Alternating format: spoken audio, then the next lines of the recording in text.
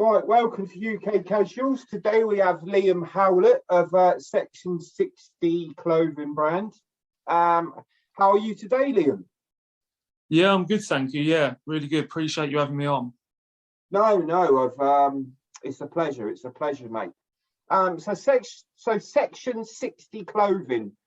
The first question, really, mate, is when did you start and how did the clothing brand come about? So I started just over about a year ago now. Just sort of as lockdown was kicking in. I've always enjoyed the designing of clothes and different bits and bobs like that, and I've always been into the casual clothing and all the everything football, everything that encompasses all of that. So it just kind of come out of the love for that really, and I just sort of bit the bullet and I went for it. Obviously, when you try and get any business off the ground, it's very hard. But like you said, you started in lockdown. Yeah. Is that really hard? It was, yeah. A lot of it was social media based. I must admit, a couple of the brands like Terrace, I spoke to them and they were fantastic in just giving support and ideas and just how they went about things. Right. Yeah. From the Terraces were fantastic as well. They spoke to me and it's really, considering it's a competitive market, they were really supportive. So a big shout out to Terrace Colton from the Terraces then. Yeah, absolutely. Really, yeah. So gonna ask you about the name. Section 60 is what a lot of these people watching this channel would have had, but for the people that don't know, what's a Section 60, Liam? Yeah, so I went for Section 60. I didn't really want to go along the lines of, like I just mentioned, terraces or casuals or anything like that, but something that's still football lads and people into the culture would know. So Section 60, it was the football stop and search order that was introduced by the police specifically for football fans. So it's derived from there. Okay, that's interesting. So you didn't want to go for anything that had casuals in the name. Yeah, I think a lot of brands already have that, and I just wanted to go for something different. Just put a different spin on things, but something that football lads and that, yeah, exactly, yeah. Still have that link. So obviously you've kind of answered why you chose that name.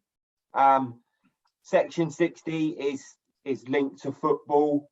I usually ask this at the end of it, but what's the future for the brand? Where do you see yourself going?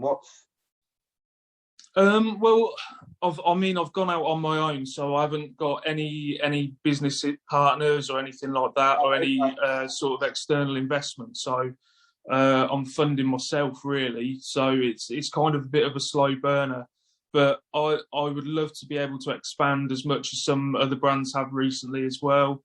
The premise of what I wanted to do, I wanted to give good quality but affordable prices. I'm sure that we were going to touch on this anyway, but especially when I was growing up, I went to university and college, so I couldn't really afford to go out, use the money that I'd spent during the week. I had to kind of save money and stuff like that to be able to afford clothes. And obviously it wasn't until brands like Weekend Offender and stuff started making things more affordable, but I still wanted to be able to give that really, really good quality as best I could. And hopefully I'll be able to do that. Okay, so you've touched on other brands. You've just said Weekend Offender there. What's the other labels that you like apart from Section 60, of course, because that's your own?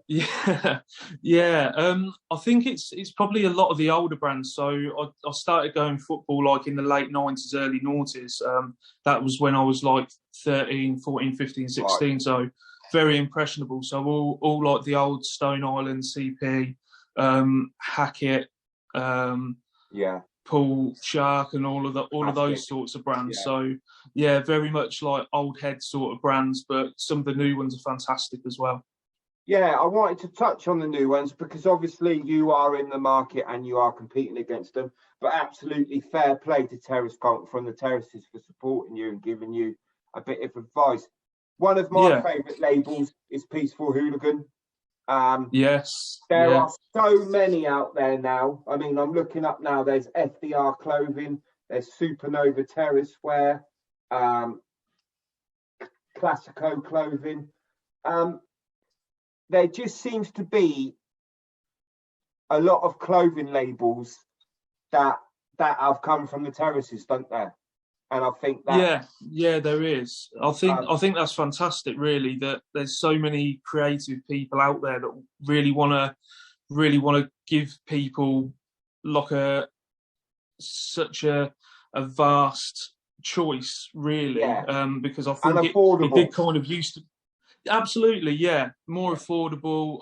Like I was just touching on, when you're a younger lad, you can't always afford like a £300 coat or a £200 jumper. No, of course not. So to have some stuff that's a little bit more affordable but still feels quality, that's kind of the line that I wanted to go for.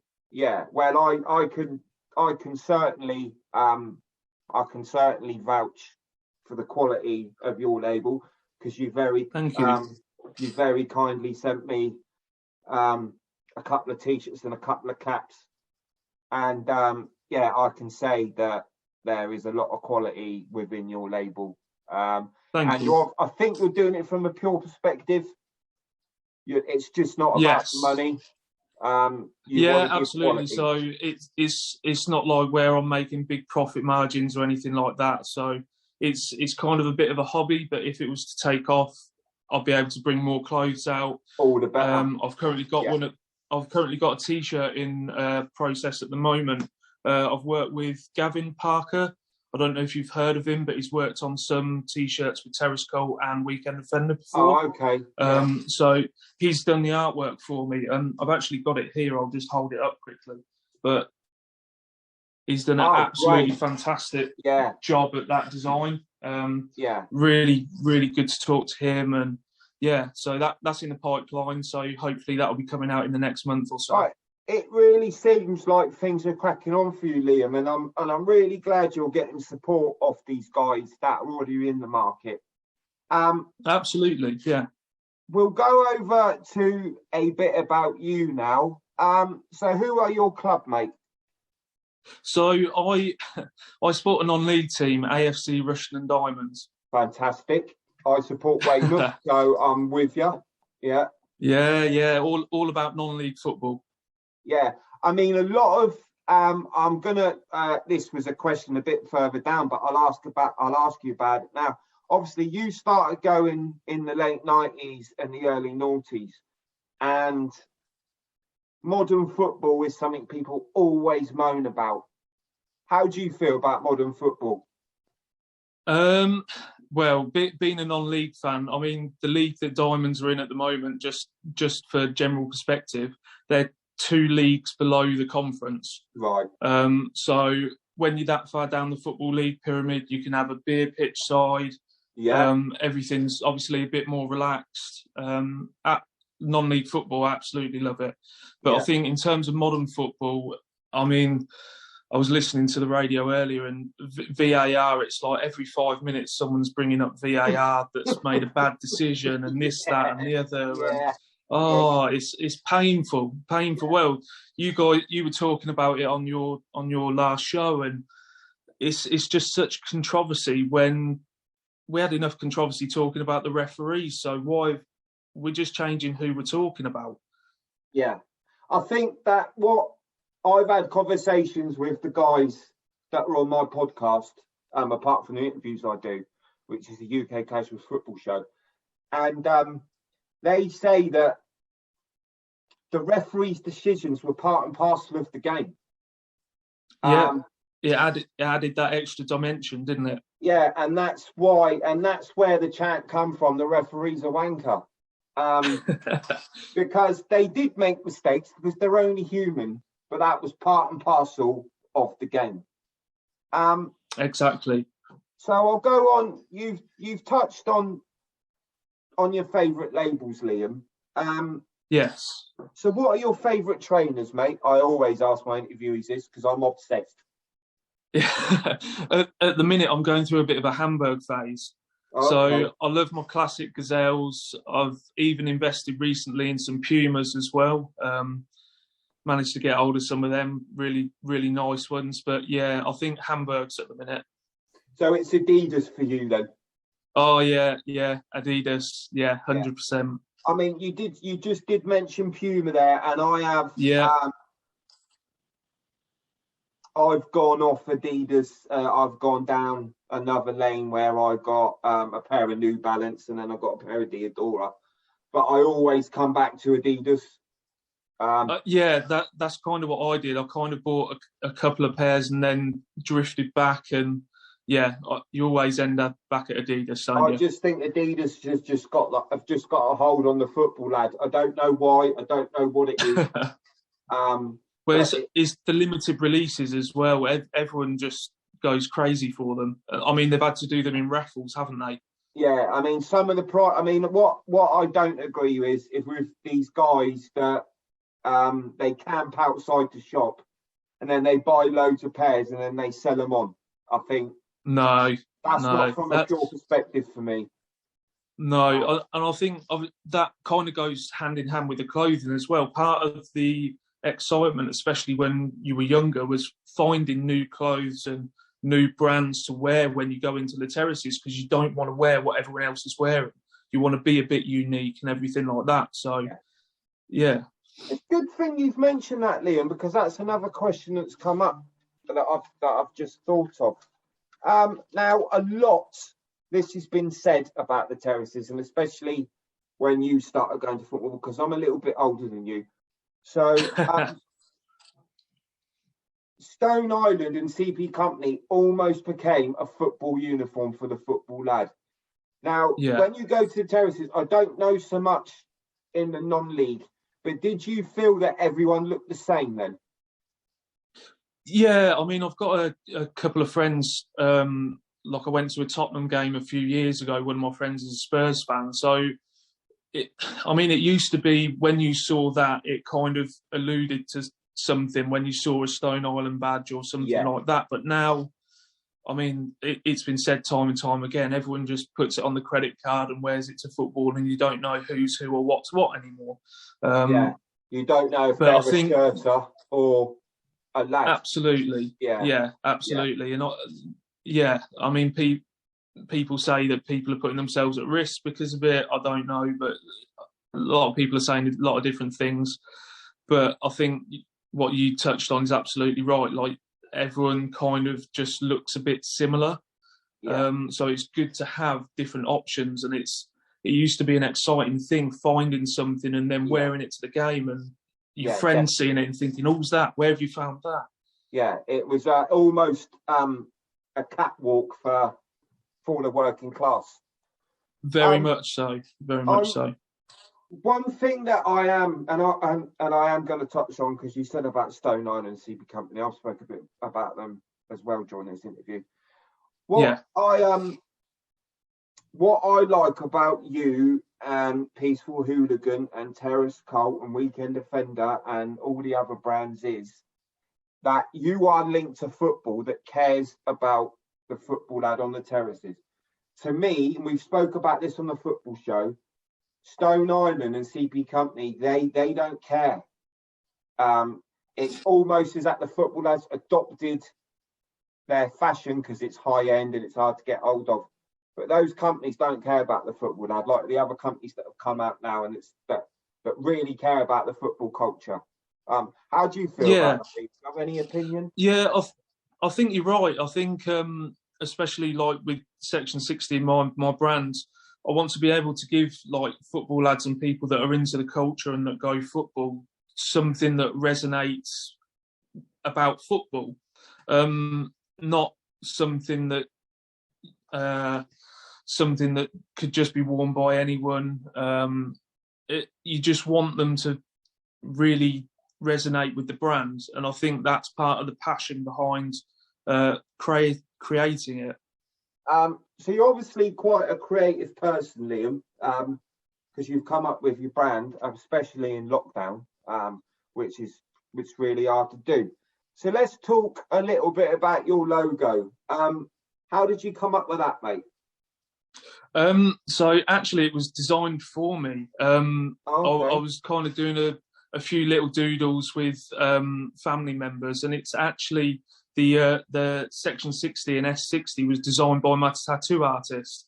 So she actually designed it for me. So I gave her a few rough ideas and said, I want to do this, I want to do that. We had to think really hard about what it would look like printed, what it would look like on fabric and everything like that. And we've done a few ideas, and yeah, she helped me design it. That's very talented. That's great. I think that's really great that you've got other people involved that you've, as you mentioned earlier, that you've got advice of. With the logo and the Section 60, was there any other logos before? There were a few. I tried to put the 60 within the S, but as you can see from the caps and the logo on the t-shirts, to print that might have been a little bit difficult, and obviously they're stitched logos. So to do that at a manufacturer level might have just been a bit too difficult. So I was recommended to simplify it a little bit. But yeah, there was a whole process. Spoke to a lot of lads that I go to football with. They gave their 2 cents worth, whether it was good or whether they told me it was a load of rubbish. Fair enough. It's all good opinions, really. Yeah, of course. And it helped me to get where I am. So how have you done, mate? Have you had a lot of interest within the label? There's been a little bit, yeah. I mean, I reached out to a few like known football lads and different things like that, and everyone that I've reached out to has been absolutely fantastic, and they've posted on their Instagram wearing the t-shirt, so I've had a little bit of income through those avenues. But yeah, it's going steady at the minute. But I think when I release the caps, when I release this new logo t-shirt, hopefully that'll generate a little bit more. Like I said, I'm going in on my own, so it's very much a invest when I can at the moment. But yeah, hopefully people will realise the quality of it. It's quite daunting that you're doing it on your own, and quite brave. It is quite brave, really. And we'll talk after about advertising and stuff, mate. Yeah. So what you just mentioned is you reached out to a couple of known footballers. Now, this is what I want to touch on. The mainstream media will say that football lads are all mindless thugs. Now, everyone I've reached out to, 8 out of 10 of them have been very respectful and have agreed to do an interview. They haven't said, "Oh no, fuck off, fucking blah blah blah." And as you just said, the football lads you reached out to were really helpful to wear your brand within their Instagram. Yeah. With a great following. And I think that's what makes it part of like a community, isn't it? Yeah. No, I really think so. And I think it just proves that football lads, there is so much more to the football casual culture than just violence. There is, absolutely. Yeah, I really do. And I think what you're doing, Liam, is really brave to go in on your own. So anyone out there, check out Liam. It's Section 60. What social media platforms are you on, mate? So I'm on Instagram, section60.clothing. I'm on Facebook as well, Section 60 Clothing. And the website is section60clothing.com. Okay, right. So that's all out there for you. And like I say, I can vouch for the quality of Liam's stuff. It isn't cheap tat, as some of the labels out there are. But no, I can vouch for it, and it is real quality. So that has been Liam Howlett of Section 60 Clothing. I recommend you go and check him out. Obviously doing a real brave thing, going out on his own. There'll be more videos coming from UK Casual soon.